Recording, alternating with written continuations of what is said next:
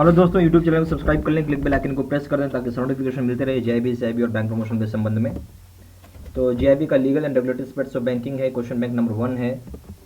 और यहाँ पे एक जेआईबी का भी मेगा ऑफर चल रहा है जिसमें 80% डिस्काउंट है, जहाँ पे जेआईबी का कोर्स स्टार्ट होता है 600 रुपये से केवल।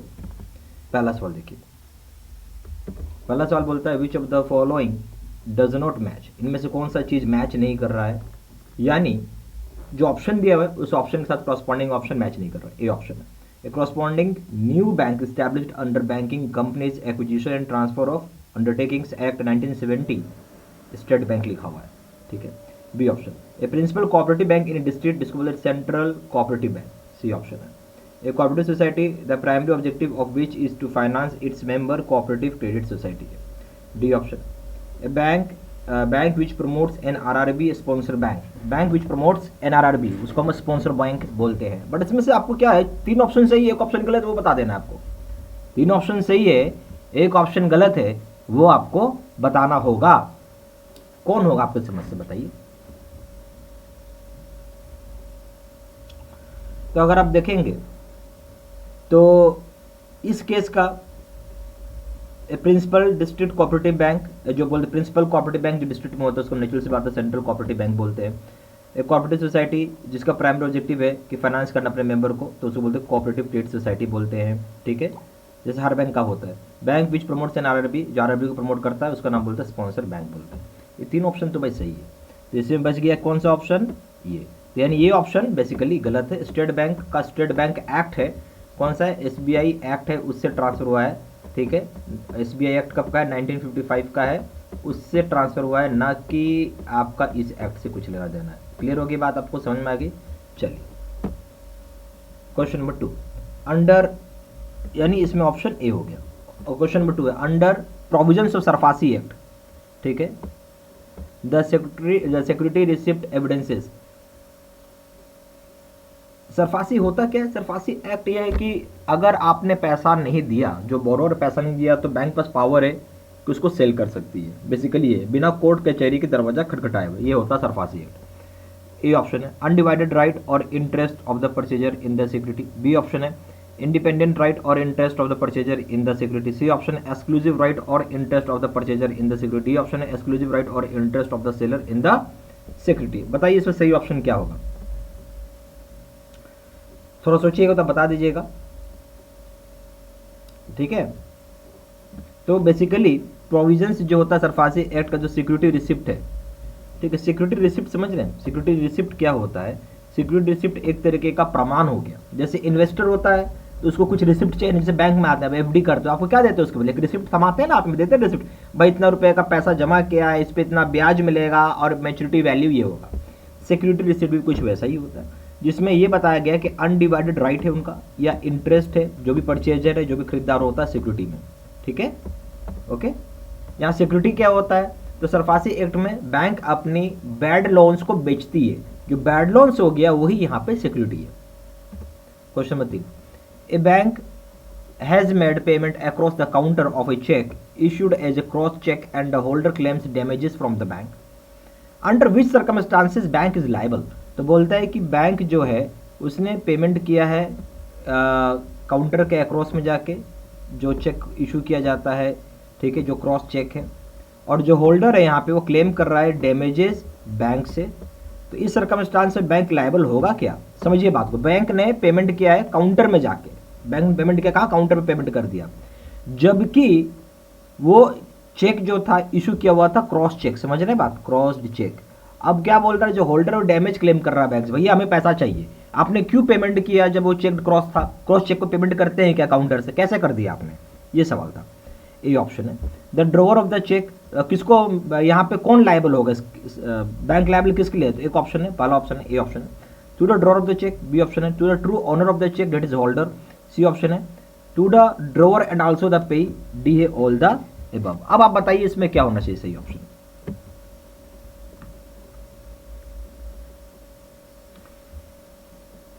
तो इस केस में जो सही ऑप्शन हो जाएगा आपका बी हो जाएगा, यानी to the true owner of the cheque that is holder. Question 5 पाइए, 4 पाइए a bank makes payment of two checks of which later it is found that the signature of the drawer are forged. The first account of that company and the second account is a joint account in which signatures of one of the account holders are real. बोलते हैं bank यहाँ जब payment कर रही दो तरह की चेकों को, जिसमें से बाद में पता चला कि सिग्नेचर जो है ड्रॉवर का वो फोर्ज्ड है, यानी जाली सिग्नेचर किया हुआ है। जो पहला अकाउंट होगा बेसिकली क्या है, बैंक पेमेंट किया दो तरह के चेक को, तो यहाँ पे सिग्नेचर जो ड्रॉवर चेक का फोर्ज्ड मिला, जाली मिला है, तो जो पहला अकाउंट होगा कंपनी का और जो दूसरा अकाउंट होल्डर है, तो क्या लाइबल होगा कि नहीं होगा, वो सवाल यहाँ पे। ठीक है, यानी जो पहला अकाउंट है कंपनी का और जो दूसरा अकाउंट है जहाँ पे ज्वाइंट सिग्नेचर्स है, जिसमें से एक रियल है बट एक फोर्ज, मैंने दो चेक में एक तो पूरा ही फोर्ज्ड है और एक ऐसा चेक है जिसपे दो आदमी का सिग्नेचर चाहिए, तो दूसरे में भी एक का सही है बट दूसरे का फॉल्स है, तो यहाँ पे ऑप्शन है bank is liable for the first cheque and for the half amount in the second case. बोलते बैंक यहाँ पे लायबल होगा पहला चेक के लिए क्योंकि भाई एक ही चेक है, दूसरा हाफ अमाउंट के लिए लायबल क्योंकि उसमें दो साइन मार रहे, एक साइन तो सही था ना, एक साइन भले गलत था। बी ऑप्शन है bank is liable for both the cheque. C option है bank is liable for the first cheque and not liable for the second cheque. यहाँ बैंक लायबल होगा पहले चेक के लिए, सेकंड चेक के लिए लायबल नहीं होगा। डी ऑप्शन है bank is not liable for any cheque if the payment is in due course. Bank बिल्कुल लायबल नहीं किसी भी सिचुएशन में अगर पेमेंट ड्यू कोर्स में हुआ है। तो सही आंसर क्या हो जाएगा भाई, बताइए भाई। बैंक तो नेचुरल सी बात है दोनों केस में लायबल होगा ना, ये कौन सा बात हुआ कि एक नकली एक जाली साइन है एक साइन तो असली है, बैंक लायबल दोनों ही सिचुएशन में होगा। आपको क्यों दिया गया है भाई, सिस्टम दिया गया है, आप सिग्नेचर चेक करते हो, जाली तो जाली है, आप ऐसा नहीं होगा एक केस में लायबल है दूसरे में नहीं लायबल हो। अब आइए क्वेश्चन नंबर 5 में, यहाँ बोलता है कि जो फेमा है, क्या बोलता है, जो फेमा है, जो टर्म आया है ऑथराइज्ड पर्सन, जो फेमा में एक शब्द आता है ऑथराइज्ड पर्सन, उसका मतलब क्या है। ऑथराइज्ड पर्सन है, ऑथराइज्ड डीलर हो सकते हैं, मनी चेंजर्स हो सकते हैं, सारे बैंक हो सकते हैं। बी ऑप्शन है ऑथराइज्ड डीलर और सारे बैंक हो सकते हैं। सी ऑप्शन है authorised dealer and money changer. D option है ऑल द अबव, यानी सारे ऑप्शंस सही हैं। तो फेमा में बेसिकली जो टर्म दिया गया ऑथराइज्ड पर्सन का मतलब क्या होता है, आप थोड़ा सोच के बताइए। ऑथराइज्ड पर्सन का मतलब हो गया कि ऑथराइज्ड डीलर की हम बात कर रहे हैं और मनी चेंजर्स की बात कर रहे हैं। ठीक है, बल्कि ये नहीं होगा, आप बोल सकते हैं ऑथराइज ओके पर्सन है, शब्द है, शब्द का ध्यान दीजिए, ये पर्सन है इसलिए ऑथराइज्ड डीलर आ जाएगा और मनी चेंजर आ जाएगा। पर्सन नहीं होता तो ए ऑप्शन होता, क्योंकि बैंक है, बैंक मगर पर्सन नहीं होता। बैंक क्या है, बैंक कोई भी इंसान है नहीं है, बैंक तो इंसान थोड़ी है, तो इसलिए इसमें ए ऑप्शन सी ऑप्शन सही, ऑथराइज्ड डीलर मनी चेंजर। सवाल को बहुत ध्यान से पढ़ना होगा आपको, समझ रहे बात, नहीं तो फंस जाइएगा। Question number 6, bank can issue notice for enforcement of security interest under SARFAESI act when. Bank क्या इशू कर रही है notice enforcement of security interest का अंडर सरफासी एक्ट कब। ए ऑप्शन है there is default by borrower and security is in position of the bank. और बोलता है कि जब डिफॉल्ट होता है कोई बोरोवर के द्वारा और सिक्योरिटी मतलब है जो भी आप कुछ सिक्योरिटी का मतलब यहाँ क्या है, देखिए समझिए, बैंक ने इशू किया है notice enforcement of security interest, किसको, सरफासी एक्ट में। इन्फोर्समेंट यानी सिक्योरिटी इंटरेस्ट को लागू किया जा रहा है, ये क्या है, बोल रहा है कि अगर कोई डिफॉल्ट करता है बोरोवर उसके साइड से या सिक्योरिटी जो कि पोजीशन होगा बैंक के साइड से। ठीक है, ये सवाल, ये पॉइंट हो गया। दूसरा है कि अकाउंट अगर एनपीए है, सिक्योरिटी जो होगा पोजीशन होगा बैंक का, तो बोलता है अगर अकाउंट एनपीए हो गया और सिक्योरिटी बैंक के पास है तो हम लोग यहाँ पे सरफासी एक्ट लागू कर सकते हैं। ये बी ऑप्शन था। ए ऑप्शन क्या बोलता है कि अगर कोई, ए ऑप्शन पे आइए, बोलता है कोई डिफॉल्टर है बोरोवर, सिक्योरिटी बैंक की पोजीशन में। ठीक है, सी ऑप्शन है अकाउंट सूट फाइल्ड है, सिक्योरिटी पोजीशन है बैंक में, सूट फाइल्ड यानी कोर्ट में मामला चल रहा है। डी ऑप्शन है अकाउंट इज सूट फाइल्ड और सिक्योरिटी पोजीशन होगा बैंक में।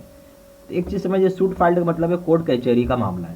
भाई जब कोर्ट कचहरी का मामला है, सरफासी एक्ट कोर्ट कचहरी के झंझटों से दूर रखता है। अगर वो अकाउंट एनपीए है, नेचुरल सी बात है, बैंक के हाथ में है, तो आप इसको बिल्कुल सेल ऑफ कर सकते हैं, कोई प्रॉब्लम नहीं। ठीक है, तो सही ऑप्शन हो जाएगा बी। ठीक है, ऐसे पकड़ना होगा, देखिए कोर्ट कचहरी का बात ही आ गया तो इसको ऐसे भी नहीं आपको लेना था। ठीक है, question number 7, X appointed Y as his agent to operate his account and route business transactions through Y's personal account also. ठीक है, एक्स ने अपॉइंट किया एक एजेंट को ताकि उनका अकाउंट ऑपरेट कर सके, राउट करे बिजनेस वाई का पर्सनल अकाउंट से भी वो राउट, और क्या कर रहा था, एक्स से पॉइंट किया वाई को अपना एजेंट के रूप में ताकि उसका अकाउंट ऑपरेट करे, और वो क्या कर रहा है, राउट कर रहा है बिजनेस ट्रांजेक्शन को वाई के पर्सनल अकाउंट से भी। तो वाई ने बाद में धांधली किया, वाई ने क्या किया, मिस अप्रोप्रिएट किया है जो प्रोसीड से होता है चेक का, उसको जहाँ पे नाम दिया गया है एक्स का, बाद में डिपॉजिटेड किया गया वाई में के पर्सनल, वाई के पर्सनल जो चेक होगा जहाँ पे नाम है एक्स का, और ये डिपॉजिट किया है कहाँ, वाई के पर्सनल अकाउंट में। अब एक्स जो है यहाँ पे नोटिस भेजता है किसको, बैंक को, क्या चीज़ के, नेग्लिजेंस की बात कर रहा है और कन्वर्जन की बात कर रहा है। किस चीज़ की बात कर रहा है, नेग्लिजेंस एंड कन्वर्जन की बात कर रहा है। तो बैंक यहाँ पे पहला ऑप्शन है क्या, बैंक यहाँ पे लायबल होगा कन्वर्जन के लिए, जैसे कि वाई ने कुछ गलत किया है जहाँ पे बैंक को नहीं करना चाहिए था वो चीज़, बैंक लायबल होगा चूंकि केस कन्वर्जन का है। डी ऑप्शन, सी ऑप्शन है, bank is not liable, bank यहाँ पे लायबल नहीं होगा क्योंकि because X had given specific authority to Y to use his personal account also, because यहाँ पे एक्स ने कुछ स्पेसिफिक अथॉरिटी दिया है वाई को ताकि वो उसका पर्सनल अकाउंट को यूज़ कर सके। डी ऑप्शन हो जाएगा, bank is not liable because for agent's action the principal is liable, bank यहाँ पे लायबल नहीं होगा जो भी एजेंट का एक्शन है, ठीक है, प्रिंसिपल यहाँ पे लायबल होगा। सही ऑप्शन क्या होगा, तो सही ऑप्शन हो जाएगा यहाँ पे सी। सी क्या हो जाएगा, बैंक यहाँ पे लायबल नहीं हो क्योंकि एक्स का यहाँ स्पेसिफिक अथॉरिटी वाई को दिया हुआ है जो कि उसके पर्सनल अकाउंट के लिए है, होता है, ठीक है। बैंक यहाँ पे लायबल नहीं है ना, क्योंकि एक्स ने अथॉरिटी दिया वाई को, भाई तुम यूज करो उसका पर्सनल अकाउंट भी, तो इसलिए बैंक कहीं से लायबल नहीं है। किसी को अगर अथॉरिटी दे रहे तो बैंक क्यों लायबल होगा, ठीक है। क्वेश्चन नंबर 8 है, which of the following is not correct with regard to deferred payment guarantee, इसमें से कौन सा बात सही नहीं है डेफर्ड पेमेंट गारंटी के संबंध में, ये सवाल पूछा जा रहा है।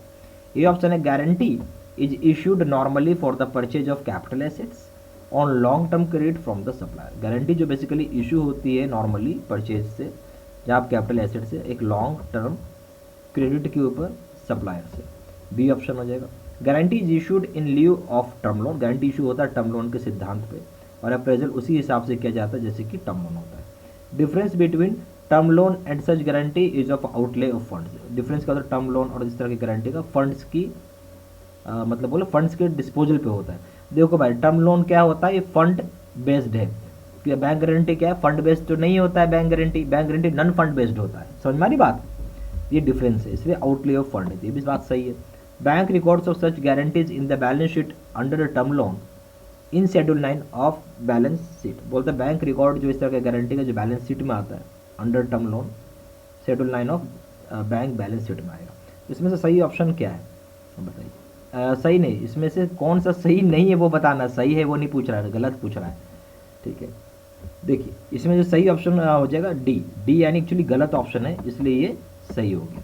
तो यानी गारंटी जो इशू की जा रही है जहाँ परचेस करते हैं कैपिटल एसेट्स के लिए, लंब टर्म क्रेडिट के लिए सप्लायर से, उसके लिए हम लोग करते हैं, बिल्कुल सही बात है कि उसमें क्या होता है, कोई भी आपको लोन मतलब सामान तभी सप्लाई करेगा जब कोई गारंटी मिलेगा, और ये इस बात की गारंटी होनी चाहिए कि भाई हाँ सामान जा रहा है, अगर आप डिफ़ॉल्ट कर दिए तो बैंक पेमेंट करेगी, ठीक है, गारंटी का मतलब यही होता है। गारंटी इशू होता है इन लीव ऑफ टर्म लोन और अप्रेजल जो कि हम करते हैं just like a term loan, ठीक है। गारंटी कैसे इशू होता है, इन लीव ऑफ टर्म लोन होता है और अप्रेजल हम करते हैं just like a term loan. Difference जो होगा बिटवीन टर्म लोन और इस तरह का गारंटी का वो क्या, आउटले ऑफ फंड्स पे, ये सारी बातें सही है इसमें, तो ये तीनों ऑप्शन सही है।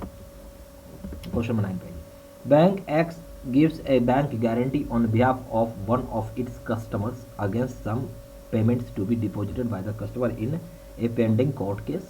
Such guarantee can be classified as a financial guarantee, performance guarantee, deferred payment guarantee, statutory guarantee। बताइए बैंक एक्स यहाँ पे कुछ बैंक एक्स यहाँ पे पेमेंट गारंटी, बैंक एक्स यहाँ पे बैंक गारंटी दे रहा है on behalf of one of its customers against some payment को जो कि डिपॉजिट किया जाएगा कस्टमर के द्वारा जो कि पेंडिंग कोर्ट केस में है।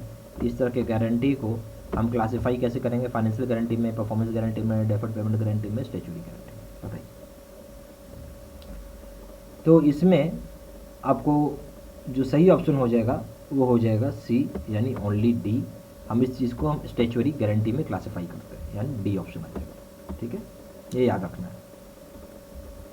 Question number 10, As per FEMA 1999, the term foreign exchange does not include which of the following। बोल जाए जो टर्म है आपका फॉरेन एक्सचेंज वो क्या इंक्लूड नहीं करता है, डज नॉट इंक्लूड, क्या इंक्लूड नहीं करता है, जो एज पर फेमा 1999 है। तो यहाँ अमाउंट पेबल जो होगा फॉरेन करेंसी में, डीडी ड्रॉन होगा इंडियन करेंसी में बट पेबल होगा फॉरेन करेंसी में। सी ऑप्शन है डीडी ड्रॉन होगा अब्रॉड बट पेबल होगा इंडियन करेंसी में। D option none of the above. जो फेमा है 1999 में, जो टर्म है फॉरेन एक्सचेंज, फॉरेन एक्सचेंज का जो टर्म है, तो उसमें क्या चीज़ इंक्लूड नहीं कर रहे हैं हम, ये सवाल है। शब्द को ध्यान से सुनिएगा, इंक्लूड नहीं कर रहे हैं, ये शब्द को बहुत ध्यान से सुनिएगा। क्या होता है ना, इसी में गलती का हम लोग इंक्लूड पढ़ लेते हैं, डज नॉट को नहीं देखते हैं।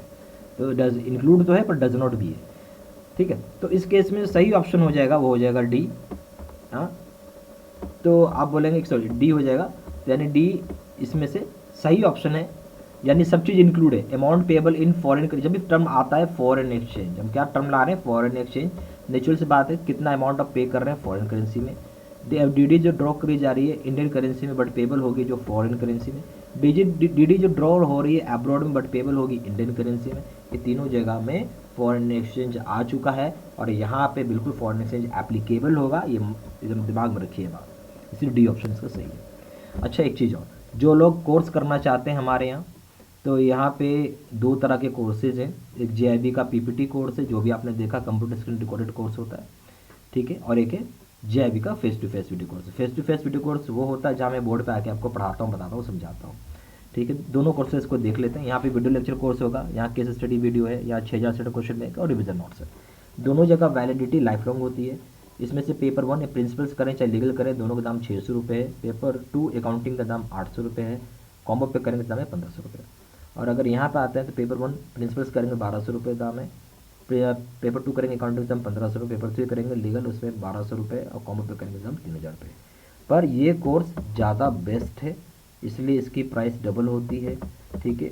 सस्ते पे मत जाइए, बेस्ट पे जाइए, ठीक है, क्योंकि कोर्स सबसे ज़्यादा सेलिंग और पावरफुल वाला वीडियो कोर्स है। देखेंगे तो आपको मज़ा आ जाएगा। वीडियो लेक्चर कोर्स रहेगा, इसमें भी केस स्टडी वीडियो है। यहाँ अंतर आ जाएगी 13,500 सेट का क्वेश्चन बैंक है।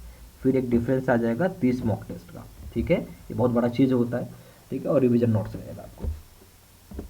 ज़्यादा जानकारी के लिए आप ज़्यादा जानकारी के लिए आप कॉल कर सकते हैं। फ़ोन नंबर है 4 × 9 685 127। दूसरा नंबर है 7827546946। वेबसाइट में जाकर डायरेक्टली ऑनलाइन ऑर्डर प्लेस कर सकते हैं। वेबसाइट हो जाएगा www.jibstudymaterial.com। ईमेल आईडी हो जाएगा citizen123@gmail.com। Thank you. और सारी इन्फॉर्मेशन मैं इसी वीडियो के डिस्क्रिप्शन बॉक्स में भी डाल दिया, ठीक है।